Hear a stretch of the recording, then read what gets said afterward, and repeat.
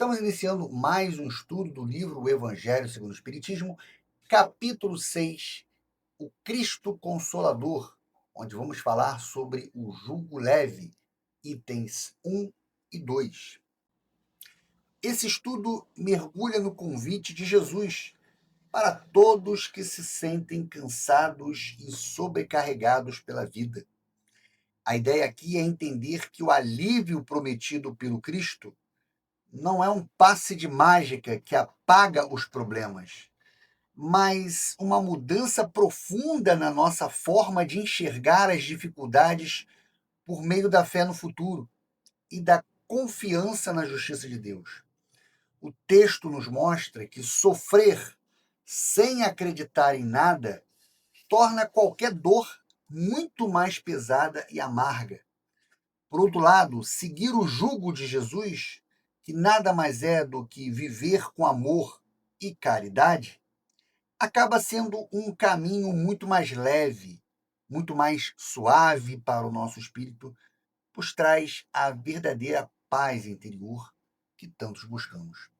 Sejam todos muito bem-vindos a mais um estudo. Vinde a mim, todos vós que estáis aflitos e sobrecarregados, que eu vos aliviarei.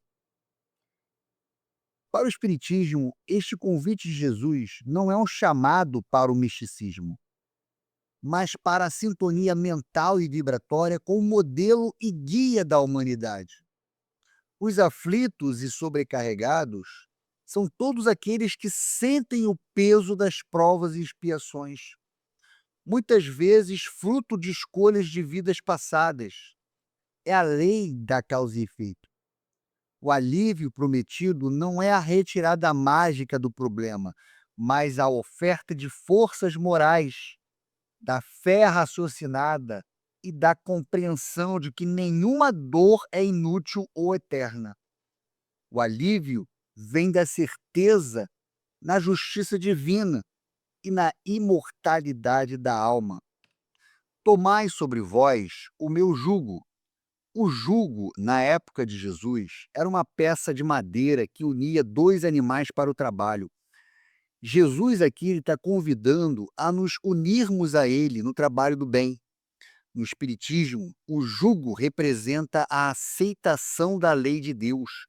Ao contrário do jugo do mundo, o orgulho, o egoísmo e a vaidade, que escravizam e que causam dor, o jugo do Cristo é a disciplina da caridade. Aceitá-lo significa colocar a vontade própria em harmonia com as leis universais, o que organiza a vida espiritual e pacifica a nossa consciência.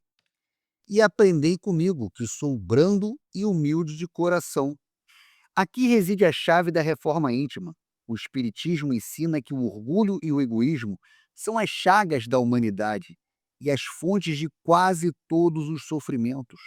Ao propor a mansidão e a humildade, Jesus aponta o antídoto para as revoltas que tornam o fardo da vida insuportável. A humildade permite que o espírito reconheça a sua posição de aprendizado, aceitando assim as vicissitudes sem a amargura que adoece a nossa alma. E achareis repouso para vossas almas. O repouso espírita não é a ociosidade, mas a paz interior. É a ausência de conflitos mentais provocados pela culpa ou pelo medo. Quando o espírito compreende a finalidade da vida terrena como uma escola, ele para de lutar contra o que não pode mudar e passa a trabalhar no que pode transformar a si mesmo. Esse estado de consciência gera uma serenidade que independe das circunstâncias externas, proporcionando o verdadeiro descanso espiritual. Pois é suave o meu jugo e leve o meu fardo. A doutrina espírita, ela esclarece que a lei de Deus, ela é simples.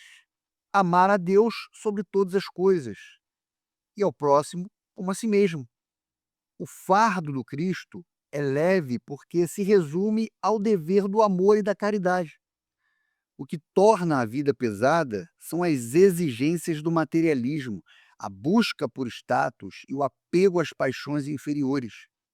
Seguir o evangelho é suave, porque retira do homem o peso da ansiedade pelo futuro e do remorso pelo passado e substitui eles pela confiança ativa no bem. Todos os sofrimentos, misérias, decepções, dores físicas, perda de seres amados, encontram consolação em a fé no futuro. Veja que, para o Espiritismo, a fé no futuro é a compreensão de que a vida continua após a morte. Saber que as aflições atuais são temporárias e têm um objetivo educativo, espiar ou fazer uma prova, retira o caráter de tragédia definitiva da dor. Em a confiança na justiça de Deus que o Cristo veio ensinar aos homens. A doutrina espírita ensina que Deus é soberanamente justo e bom. Portanto, nenhum sofrimento é arbitrário. Ele sempre tem uma causa, seja nesta vida ou em existências passadas. É a lei da causa e efeito. Então, confiar nessa justiça traz calma, pois o indivíduo entende que planta, colhe e que o bem praticado resultará em felicidade futura. Sobre aquele que, ao contrário, nada espera após esta vida, ou que simplesmente duvida, as aflições caem com todo o seu peso e nenhuma esperança lhe mitiga o amargor. Veja, sem a perspectiva da imortalidade da alma, o sofrimento ele parece injusto, algo sem fim, sem utilidade. O peso é maior porque a pessoa se sente desamparada por um destino cego, o que gera desespero, gera revolta. Foi isso que levou Jesus a dizer: Vinde a mim, todos vós que estáis fatigados, eu vos aliviarei. Jesus aqui está oferecendo o alívio através do conhecimento de suas leis, que são o amor, a caridade. O Espiritismo vem a esclarecer que esse convite é um chamado para a mudança de paradigma. Ao seguir os exemplos do Cristo, o homem espiritualiza seus sentimentos e, consequentemente, torna seu fardo mais leve, encontrando forças onde antes havia apenas fadigas. Entretanto, faz depender de uma condição, a sua assistência e felicidade, que promete aos aflitos. Veja que nessa parte final do texto de O Evangelho segundo o Espiritismo, ele detalha a contrapartida necessária para que o alívio espiritual se concretize na vida do indivíduo. Nessa parte, segundo a doutrina espírita, a assistência do Cristo não é um ato de privilégio ou milagre exterior, mas um processo de sintonia. A felicidade e o alívio são resultados diretos do esforço do próprio espírito em se transformar, em se elevar moralmente, para que aí sim possa receber essa ajuda. Essa condição está na lei por ele ensinada. Veja, o Espiritismo esclarece que as leis divinas são naturais e imutáveis. Para receber a assistência prometida, o homem deve alinhar sua conduta com os ensinamentos morais de Jesus, que servem como roteiro para a harmonia da alma. Seu jugo é a observância dessa lei.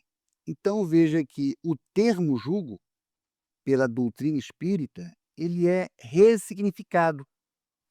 Em vez de opressão, representa aqui a disciplina da reforma íntima. Então, observar a lei significa aceitar voluntariamente o compromisso de combater as nossas próprias imperfeições. Que imperfeições seriam essas? O orgulho e o egoísmo. Mas esse jugo é leve e a lei é suave, pois que apenas impõe como dever o amor e a caridade. Então, o fardo cristão é leve, porque, ao contrário das paixões materiais que geram ansiedade, que geram remorso, o amor e a caridade, eles pacificam o espírito. Para o espírita, praticar o bem é o caminho de menor resistência para a felicidade. Por quê? Porque ele livra a alma do peso das dívidas espirituais e ele conecta com a alegria de servir ao próximo.